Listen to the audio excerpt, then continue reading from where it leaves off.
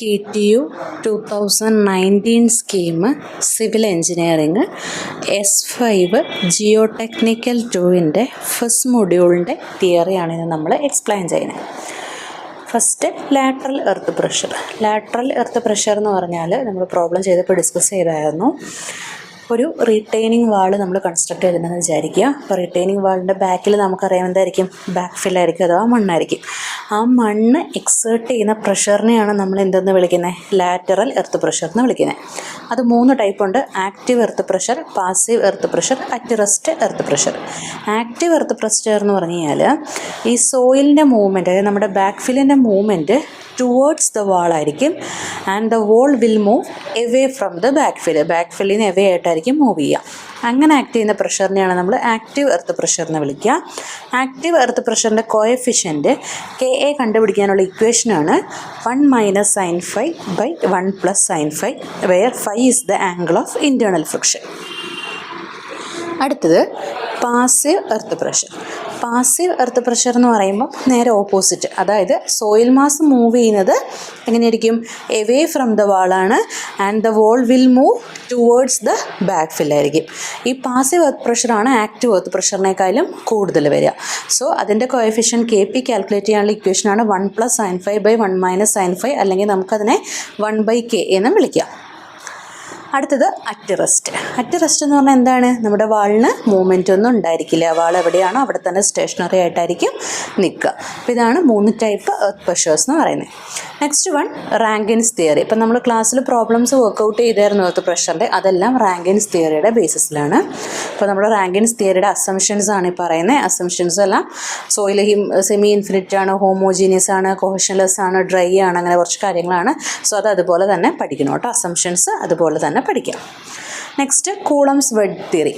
നമ്മൾ റാങ്കിൻസ് തിയറി എടുക്കുന്ന പോലെ തന്നെ ഉള്ള വേറൊരു തിയറിയാണ് കൂളംസ് വെഡ്ജ് തിയറി. അതെന്തിനാണെന്ന് വെച്ചാൽ ഇതുപോലെ തന്നെ എർത്ത് പ്രഷറിൻ്റെ ഡിറ്റർമിനേഷന് വേണ്ടിയിട്ട് നമ്മൾ എടുത്തിട്ടുള്ള ഒരു തിയറിയാണ്. അതിനകത്ത് നമ്മൾ കൺസിഡർ ചെയ്യുന്നതെന്ന് പറയുന്നത് ഇക്വിലിബ്രിയം ഓഫ് സ്ലൈഡിങ്, വെഡ്ജ് എല്ലാം വെച്ചിട്ടാണ് അത് പറയുന്നത്. അപ്പോൾ അതിൻ്റെ അസംഷൻസ് നമ്മൾ നേരത്തെ പറഞ്ഞ പോലെ തന്നെ റാങ്കിൻസിൻ്റെ തിയറിയിലുള്ളതുപോലെ തന്നെ ഇവിടെ അസംഷൻസ് ഉണ്ട്. ബാക്ക് ഫില്ല് ഡ്രൈ ആണ്, കോഷൻലെസ് ആണ്, ഹോമോജീനിയസ് ആണ്, ഐസോട്രോപിക് ആണ്, അങ്ങനെ കുറച്ച് കാര്യങ്ങളാണ്. അതൊക്കെ അതുപോലെ തന്നെ പഠിച്ചേക്കുക കേട്ടോ. അടുത്തത് കമ്പാരിസനാണ്. നമ്മുടെ കൂളമ്പിൻ്റെ തിയറിയും റാങ്കിൻ്റെ തിയറിയും തമ്മിലുള്ള ഒരു കമ്പാരിസനാണ്. ഈ കൂളമ്പിൻ്റെ തിയറിയിൽ എന്താ പറയണമെന്ന് വെച്ച് കഴിഞ്ഞാൽ റീറ്റെയിനിങ് വാളും നമ്മുടെ ബാക്ക് ഫില്ലും ഒരൊറ്റ സിസ്റ്റമായിട്ടാണ് കൺസിഡർ ചെയ്യുന്നത്. അതായത് നമുക്ക് ഈ ബാക്ക് ഫില്ലിൻ്റെയും വാളിൻ്റെ ഇടയ്ക്ക് വരുന്നൊരു ഫ്രിക്ഷൻ ഉണ്ടല്ലോ, ആ ഫ്രിക്ഷൻ അത് കൺസിഡർ ചെയ്യുന്നുണ്ട് കൂളമ്പിൻ്റെ തിയറിയിൽ. പക്ഷേ റാങ്കിൻ്റെ തിയറിയിലാണെങ്കിൽ അത് കൺസിഡർ ചെയ്യുന്നില്ല. അടുത്തതെന്ന് പറയുന്നത് കൂളമ്പിൻ്റെ തിയറിയിൽ നമുക്ക് ബാക്ക് ഫില്ലിൻ്റെ സർഫസ് എന്ന് പറയുന്നത് പ്ലെയിൻ ആയിരിക്കും, അതല്ലെങ്കിൽ കേർവ്ഡ് ആയിരിക്കും. പക്ഷേ റാങ്കിൻ്റെ തിയറിയിൽ പറയുന്ന പ്ലെയിൻ സർഫസ് മാത്രമേ നമ്മൾ കൺസിഡർ ചെയ്യുന്നുള്ളൂ.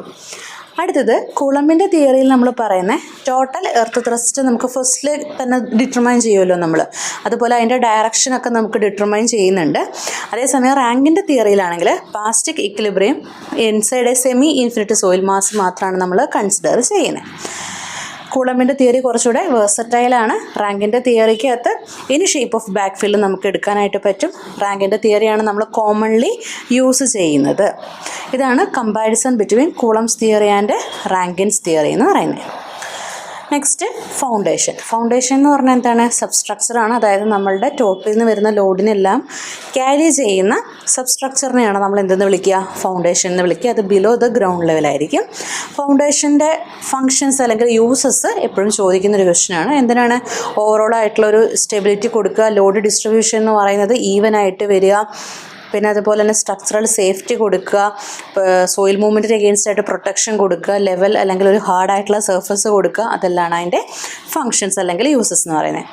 അടുത്തത് selection of type of foundation. അതായത് നമ്മളൊരു ഫൗണ്ടേഷൻ സെലക്ട് ചെയ്യുമ്പം ഏത് ടൈപ്പാണ് വേണ്ടത്, അത് എന്തിൻ്റെ ബേസിസിലാണ് നമ്മളതങ്ങനെ എടുക്കുക എന്നുള്ളതാണ് പറയുന്നത്. ഫസ്റ്റ് വൺ എന്താ, സൂപ്പർ സ്ട്രക്ചറിൻ്റെ നേച്ചർ, എന്ത് ടൈപ്പ് ബിൽഡിംഗ് ആണ്, അതുപോലെ തന്നെ അവിടെ എന്തോരം സെറ്റിൽമെൻ്റ് ഒക്കെ വരാനുള്ള ടെൻഡൻസി ഉണ്ട്, ഫൗണ്ടേഷൻ നമുക്ക് എത്ര ഡെപ്തിൽ കൊടുക്കേണ്ടി വരും, അവിടെ പോസിബിൾ ആയിട്ടുള്ള ടൈപ്സ് ഓഫ് ഫൗണ്ടേഷൻസ് ഏതാണ്, അതുപോലെ തന്നെ നമുക്ക് നെയ്ബർഹുഡിലുള്ള ചുറ്റുപാടുള്ള ഫൗണ്ടേഷൻസ് ഒക്കെ ഏത് ടൈപ്പാണ്, അതിൻ്റെയൊക്കെ ബേസിസിലായിരിക്കും.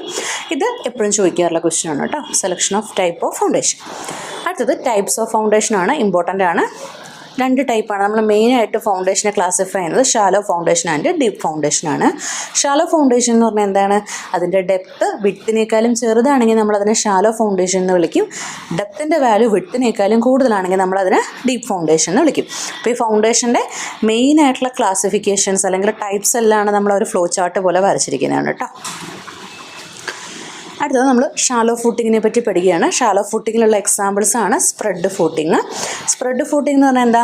സൂപ്പർ സ്ട്രക്ചറിൽ നിന്ന് വരുന്ന ലോഡിനെ ഒരു സഫിഷ്യൻറ്റ് ഏരിയയിലിട്ട് അല്ലെങ്കിൽ ഒരു ലാർജ് ഏരിയയിലേക്ക് നമ്മൾ സ്പ്രെഡ് ഔട്ട് ചെയ്ത് കൊടുക്കുകയാണെങ്കിൽ അതിനെ സ്പ്രെഡ് ഫൂട്ടിംഗ് എന്ന് വിളിക്കും. അത് തന്നെ രണ്ട് ടൈപ്പ് ഉണ്ട്. കണ്ടിന്യൂസ് ഫൂട്ടിങ് അല്ലെങ്കിൽ സ്ട്രിപ്പ് ഫൂട്ടിങ് അല്ലെങ്കിൽ വോൾ ഫൂട്ടിങ്. മൂന്നും ഒരെണ്ണത്തിൻ്റെ പേരാണ് കേട്ടോ. അത് നമ്മൾ സാധാ വീട്ടിലൊക്കെ ഫൗണ്ടേഷൻ കൊടുക്കില്ല. അതായത് നമ്മൾ ഭിത്തി പണിയുമ്പം ആ ഭിത്തിൻ്റെ താഴെ അതുപോലെ തന്നെ അത്രയും ലെങ്ത്തിൽ നമ്മൾ കൊടുക്കുന്ന ഫൗണ്ടേഷനാണ് സ്ട്രിപ്പ് ഫൂട്ടിംഗ് എന്ന് പറയുന്നത്. ഐസൊലേറ്റഡ് അല്ലെങ്കിൽ സിംഗിൾ ഫൂട്ടിംഗ് എന്ന് പറയുന്നത് എന്താ? ഇപ്പോൾ നമ്മൾ ഫ്രെയിംഡ് ആയിട്ടുള്ള സ്ട്രക്ചേഴ്സിൽ ഒരു കോളം ഉണ്ട് എന്ന് വിചാരിക്കുക. അപ്പോൾ ആ കോളത്തിന് താഴെ അതിന് മാത്രത്തിൽ നമ്മൾ കൊടുക്കുന്ന ഫൗണ്ടേഷനാണ് ഐസൊലേറ്റഡ് ഫൂട്ടിംഗ് എന്ന് പറയുന്നത്. അത് റെക്റ്റാങ്കിൾ, സർക്കുലർ അങ്ങനെ പല ഷേപ്പിലും നമ്മൾ പ്രൊവൈഡ് ചെയ്യാറുണ്ട്. സ്ട്രാപ്പ് ഫൂട്ടിംഗ് എന്ന് പറഞ്ഞാൽ ഇപ്പോൾ രണ്ട് കോളം ഉണ്ടെന്ന് വിചാരിക്കുക. ആ രണ്ട് കോളത്തിന് നമ്മൾ എന്ത് ചെയ്തു? ഐസൊലേറ്റഡ് ആയിട്ടുള്ള രണ്ട് സെപ്പറേറ്റ് ഫൂട്ടിംഗ് കൊടുത്തു.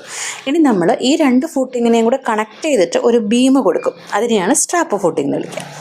കമ്പൈൻഡ് ഫൂട്ടിംഗ് എന്ന് പറഞ്ഞാൽ ഇപ്പം നമുക്ക് രണ്ട് കോളമുണ്ട്. ആ രണ്ട് കോളത്തിന് ഇൻഡിവിജ്വലായിട്ട് അവിടെ ഫൂട്ടിങ് കൊടുക്കാനുള്ള സ്ഥലം ഇല്ലെങ്കിൽ നമ്മൾ എന്ത് ചെയ്യും? രണ്ട് പേർക്കൂടെ ഒരുമിച്ച് ഒറ്റ ഫൂട്ടിംഗ് ആയിട്ട് കൊടുക്കും. അതിനെയാണ് കമ്പൈൻഡ് ഫൂട്ടിംഗ് എന്ന് വിളിക്കുക. അത് കോമൺ ആയിട്ട് നമ്മൾ റെക്റ്റാങ്കുലർ ഷേപ്പിലും കൊടുക്കാറുണ്ട്, അതുപോലെ തന്നെ ട്രപ്പിസോഡൽ ഷേപ്പിലും കൊടുക്കാറുണ്ട്. റെക്റ്റാങ്കിൾ നമ്മൾ എവിടെയാണ് കൊടുക്കണമെന്ന് വെച്ചാൽ വിഡ്ത്ത് റെസ്ട്രിക്റ്റഡ് ആയിട്ടുള്ള ടൈപ്പ് ഏരിയാസിലും, ട്രപ്പിസോഡ് ആണെങ്കിൽ ലെങ്ത്ത് റെസ്ട്രിക്റ്റഡ് ആയിട്ടുള്ള ടൈപ്പ് ഏരിയാസിലും. അതായത് നമുക്ക് ഈ ബൗണ്ടറി ലൈനോടൊക്കെ ചേർന്ന് നമുക്ക് ഫൗണ്ടേഷൻ കൊടുക്കേണ്ടി വരില്ലേ, അങ്ങനെയുള്ളിടത്തൊക്കെ നമ്മൾ ട്രപ്പിസോഡാണ് കൊടുക്കുക. റാഫ്റ്റ് ഓർ മാറ്റ് ഫൗണ്ടേഷൻ എന്ന് പറഞ്ഞാൽ ഇപ്പം നമ്മൾ വലിയ മാള് പോലത്തെ സ്ഥലങ്ങളൊക്കെ പണിയാന്ന് വിചാരിക്കും. അവിടെ ഒരുപാട് കോളംസ് ഉണ്ടാവില്ല, ഒരുപാട് നമ്പർ ഓഫ് കോളംസ്. അപ്പോൾ ഈ ഓരോരുത്തർക്കും ഇൻഡിവിജ്വലായിട്ട് ഇങ്ങനെ നമ്മൾ ഫൂട്ടിങ് കൊടുക്കുന്നതിന് പകരം നമ്മൾ എന്ത് ചെയ്യും? എല്ലാവർക്കും കൂടെ ഒരുമിച്ച് ഒറ്റ ഫൂട്ടിങ് ആയിട്ട്, അത് വലിയൊരു ഏരിയയിലേക്ക് എല്ലാവർക്കും കൂടെ ഒരുമിച്ച് ഒറ്റ ഫൂട്ടിങ് ആയിട്ട് കൊടുക്കുന്നതാണ് റാഫ്റ്റ് ഓർ മാറ്റ് ഫൗണ്ടേഷൻ എന്ന് പറയുന്നത്. ദെൻ നെക്സ്റ്റ് ആണ് പറയുന്നത് നമുക്ക് ഷാലോ ഫൗണ്ടേഷൻ്റെ അഡ്വാൻറ്റേജസ് ആൻഡ് ഡിസഡ്വാൻറ്റേജസ് ആണ്. ഇത് കൺസ്ട്രക്ഷൻ സിമ്പിളാണ്, അതുപോലെ ഒരുപാട് എക്യുപ്മെൻ്റ് ഒന്നും വേണ്ട, ഒരുപാട് പൈലിംഗ് ഒന്നും വേണ്ട. അതൊക്കെയാണ് അഡ്വാൻറ്റേജ്. ഡിസഡ്വാൻറ്റേജ് എന്ന് പറഞ്ഞാൽ നമുക്ക് ഒരുപാട് ബിയറിംഗ് കപ്പാസിറ്റി കുറവുള്ള ടൈപ്പ് സൈഡിലൊന്നും നമുക്കത് യൂസ് ചെയ്യാനായിട്ട് പറ്റത്തില്ല. പിന്നെ ഹെവി സ്ട്രക്ചേഴ്സിൻ്റെ കേസിലൊന്നും അത് യൂസ് ചെയ്യാൻ പറ്റില്ല.